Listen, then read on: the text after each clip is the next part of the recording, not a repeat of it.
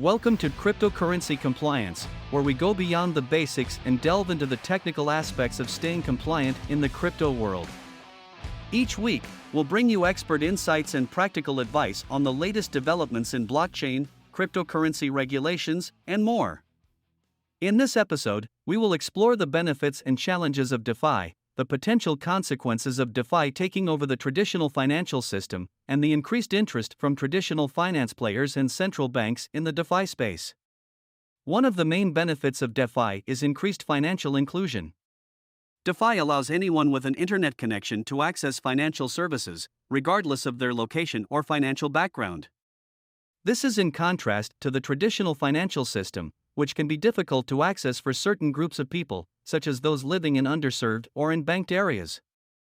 In the words of Vitalik Buterin, co-founder of Ethereum, DeFi is about giving access to financial services to anyone who has internet access. It's about giving access to people who may not have access to traditional financial institutions. Another benefit of DeFi is increased efficiency and speed. DeFi transactions are processed by smart contracts, which are self-executing contracts with the terms of the agreement between buyer and seller being directly written into lines of code. This eliminates the need for intermediaries, such as banks, and allows DeFi transactions to be completed faster and at a lower cost. In the words of Brian Armstrong, CEO of Coinbase, DeFi has the potential to significantly reduce the cost and increase the speed of financial transactions, which could have a profound impact on the global economy. A third benefit of DeFi is improved financial transparency and accountability.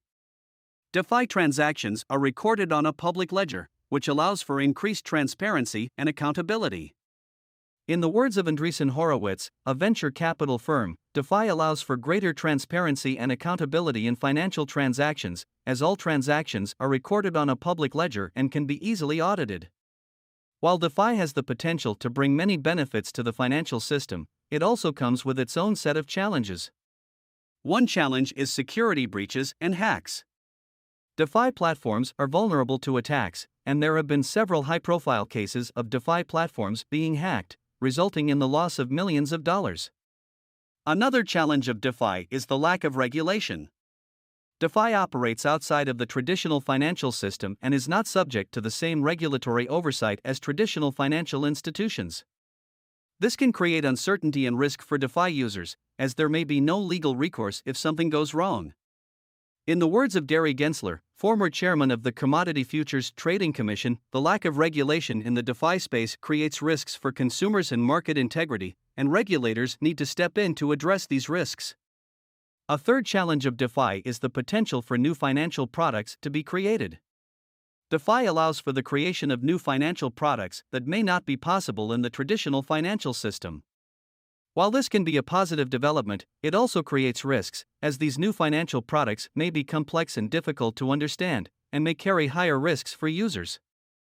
In the words of Nouriel Roubini, economist and professor at New York University, the DeFi space is rife with scams, Ponzi schemes, and other fraudulent activity, and investors need to be very careful when considering investing in DeFi products. Another potential consequence of DeFi taking over the traditional financial system is the increased interest from traditional finance players and central banks in the DeFi space. This could take the form of traditional finance companies investing in DeFi projects, partnering with DeFi platforms, or even launching their own DeFi-based products. Additionally, central banks are also exploring the possibility of issuing their own digital currencies, known as central bank digital currencies, CBDCs. CBDCs have the potential to offer many of the same benefits as DeFi, including increased financial inclusion, increased efficiency and speed, and improved financial transparency and accountability. One example of a traditional finance player investing in DeFi is JP Morgan, which has announced its intention to launch a stablecoin and has also invested in the DeFi lending platform Compound. In a statement, Umar Farouk, head of digital treasury services and blockchain at JP Morgan, said, "We are supportive of projects that make progress on issues of identity, privacy, and scalability. We view Compound's protocol as an important advancement in this area." Another example is the investment bank Goldman Sachs, which has also expressed interest in the DeFi space. In a statement, Rana Yared, a managing director at Goldman Sachs, said, "We are open-minded and the bank is actively considering how to offer digital asset products, including Bitcoin and Ethereum, to our clients." One example of a CBDC is the digital yuan, which is being developed by the People's Bank of China. The digital yuan is currently being tested in several pilot programs and is expected to be rolled out to the general public in the near future.